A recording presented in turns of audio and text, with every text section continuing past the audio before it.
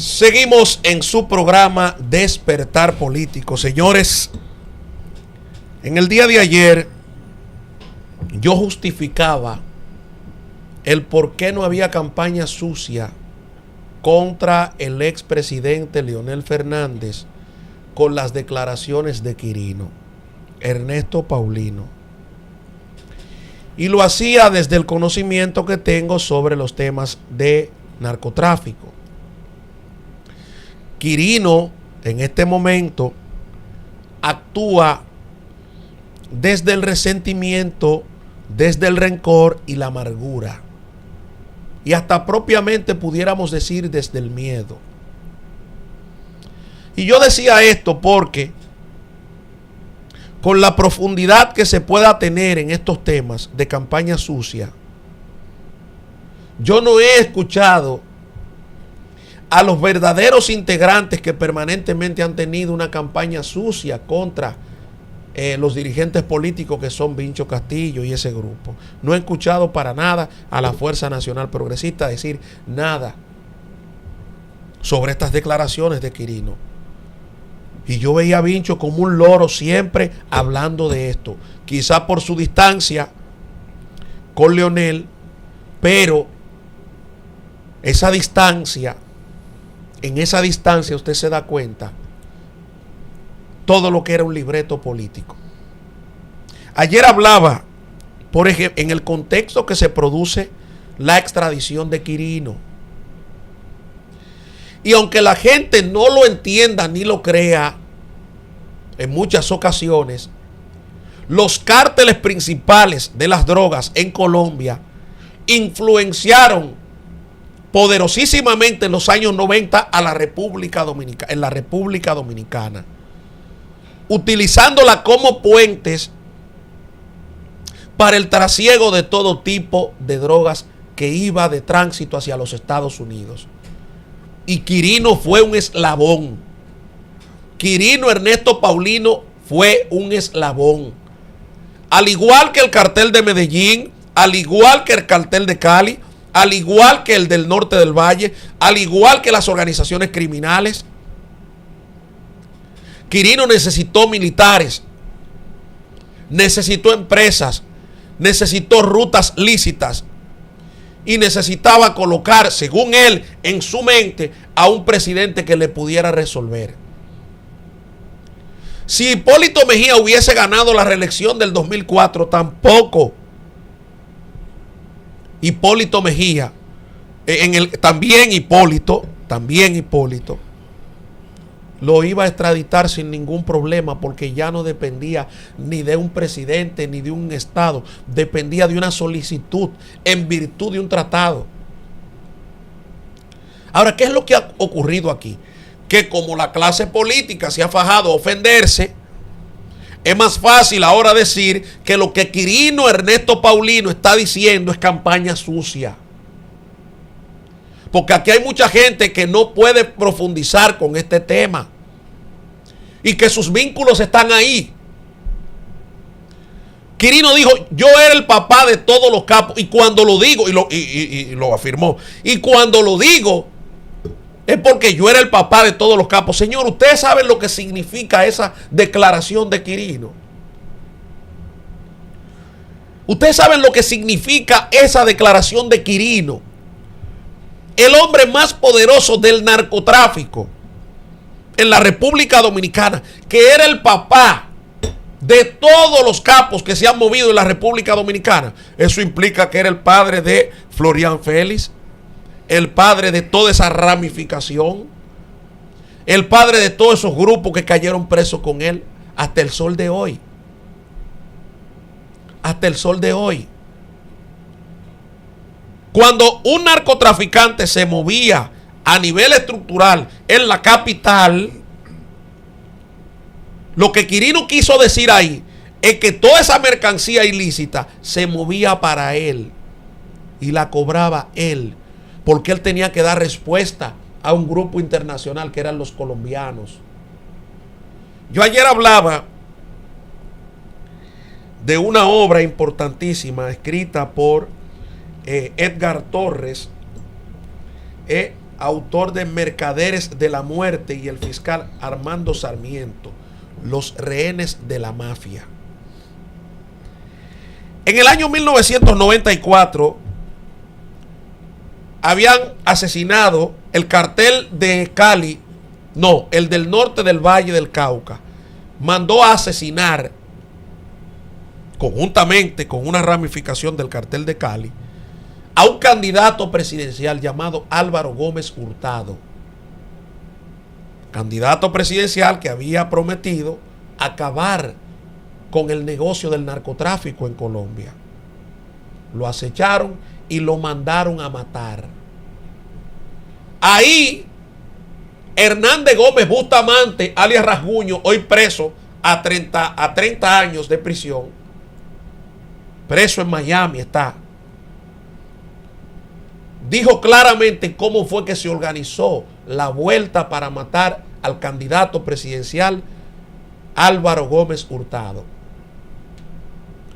Y la conclusión a la que llegó fue que lo había mandado a matar el gordo Samper, refiriéndose a Ernesto Samper. Oigan qué escándalo en medio de un gobierno.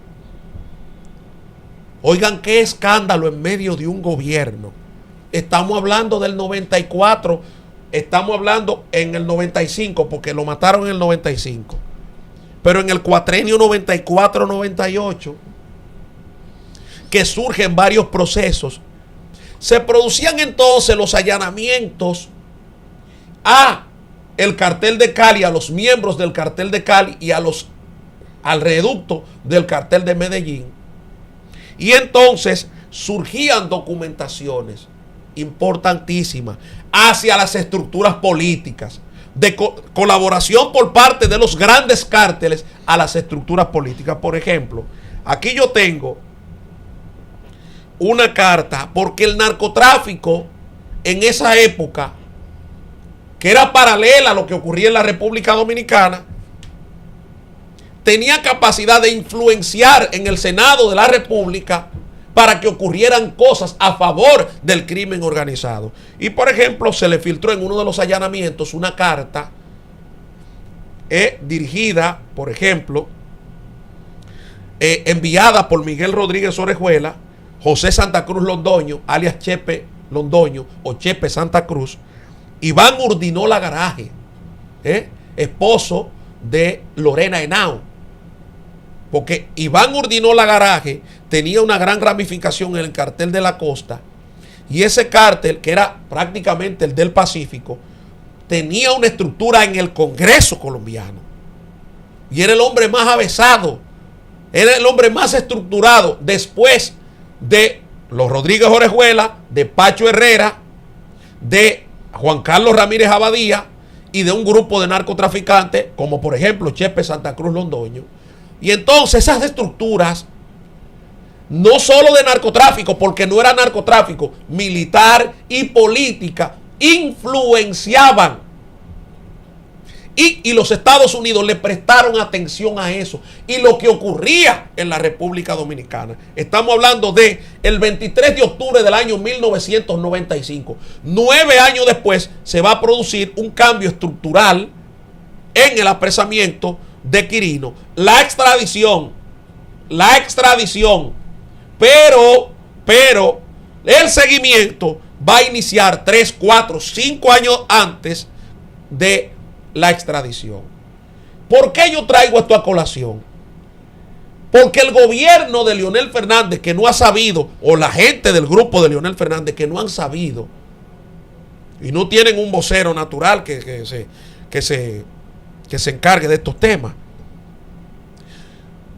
acuden a que Quirino está haciendo campaña sucia. Es que el gobierno de Leonel no tenía otro camino que no sea entregar por toda esta jurisprudencia de narcotráfico que ocurría, y por todo lo que habían dicho narcotraficantes de las estructuras dominicanas, y por todo lo que habían dicho esos capos de las drogas, de las estructuras que movilizaban la cocaína hacia Estados Unidos desde República Dominicana, y por todas las pruebas que se estaban encontrando que ramificaban una estructura no solo de narcotráfico, sino política.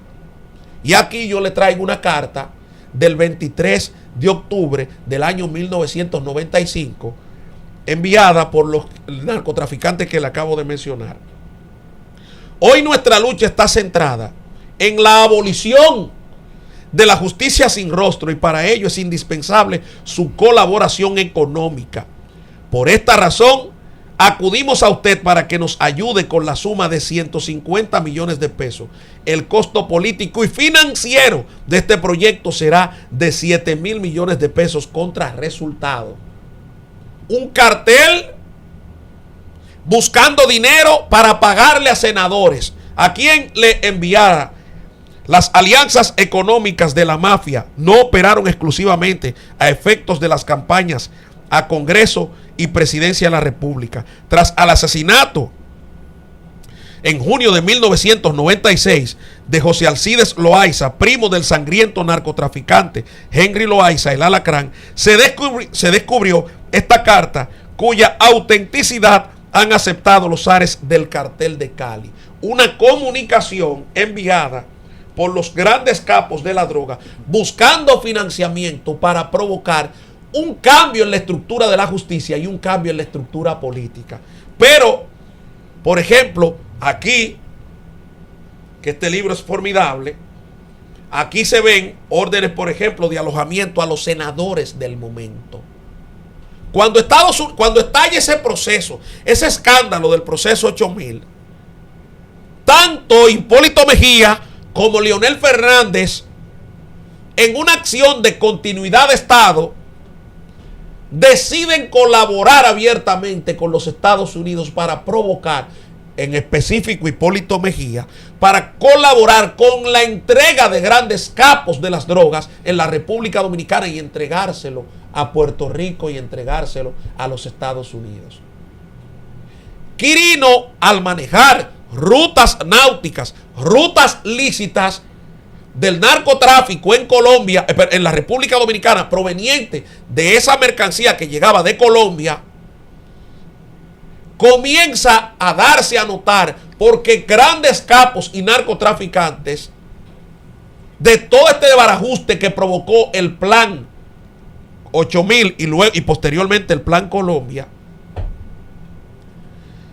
Quirino comienza a ser notado con amplitud de este tema.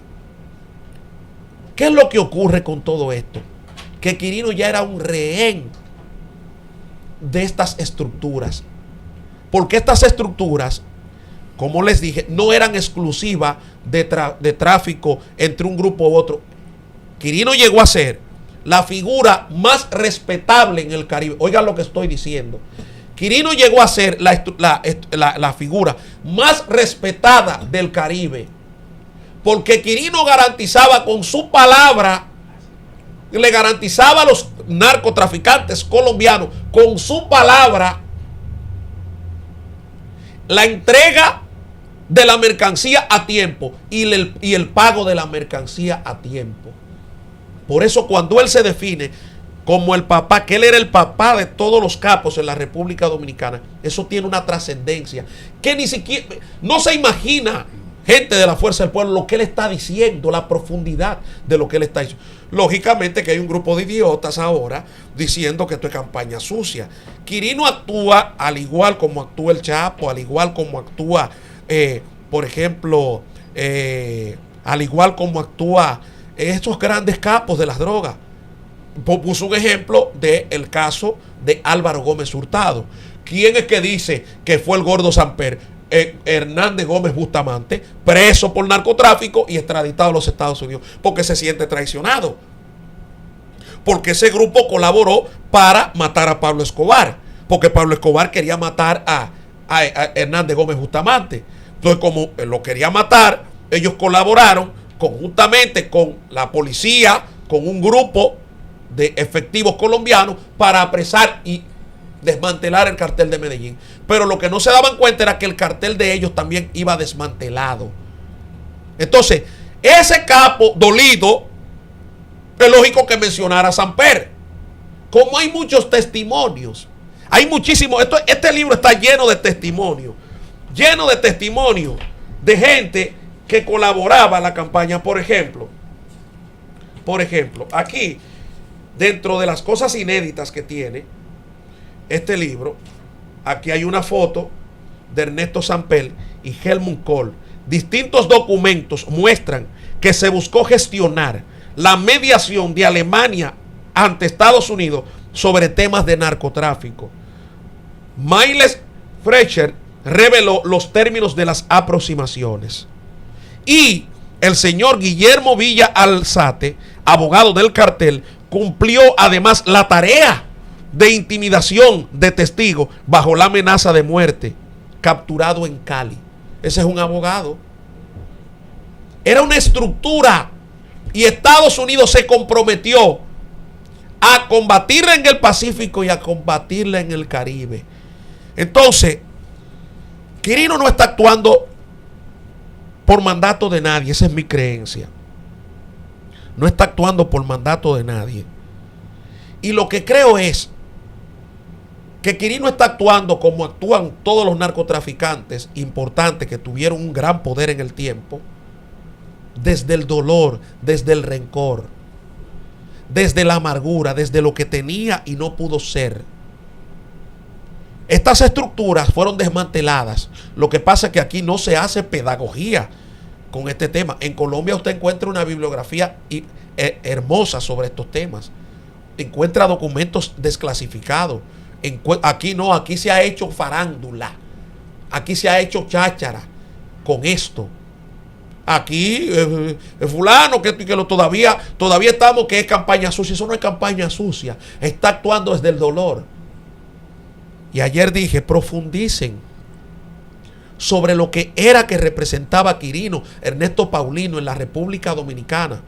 Y miren que con mis declaraciones, que con mis posiciones, parecería que estaría defendiendo a la fuerza del pueblo. Pero trato de ser lo más objetivo posible, porque yo no le quito mérito a lo que dice Quirino. Yo no le quito mérito. Ahora, yo lo que le preguntaría a Quirino, si se me sienta aquí en una entrevista, que aprovecho para invitarlo a una entrevista aquí en Despertar Político, es que si él le dio a título de narcotraficante o a título de empresario a los partidos políticos que él le apoyó, porque no fue a uno, fue a varios, que si él le dio el dinero y que si los políticos sabían que su dinero venía del narcotráfico, porque él dijo en unas declaraciones, ahí habían 10, a mí me allanaron y me ocuparon 18 millones de pesos que no eran del narcotráfico. Entonces usted camuflajeaba o encubría una actividad lícita con otra ilícita. Pudo haber sido que usted llegara a la política como un gran empresario vinculado a Haití, con negocios en el sur, con negocios en la capital dominicana, y todos los políticos, como todo, la gran mayoría, como lo conocen, que le gusta mucho el dinero, que le encanta bastante el dinero, y que ese dinero no verifican la mayoría de dónde es. No le preguntaron en ningún momento. Yo quisiera tenerlo aquí para hacerle una entrevista con todo el respeto y con toda la consideración que merece. Pero aquí no será una entrevista complaciente. Aquí vamos a hablar de la profundidad del narcotráfico que representó el caso de Quirino. Le dejo la cancha abierta para que usted en cualquier momento pueda venir aquí, se siente con nosotros a discutir este tema, porque trato de ser lo más justo posible en todo esto. Pudiera durar 4 o 5 horas hablando del tema. Pero señores, yo no quiero reducir esto a una campaña sucia. No. Esto le está dando la oportunidad a Leonel Fernández a que de una vez y por todas cierre este capítulo en su vida.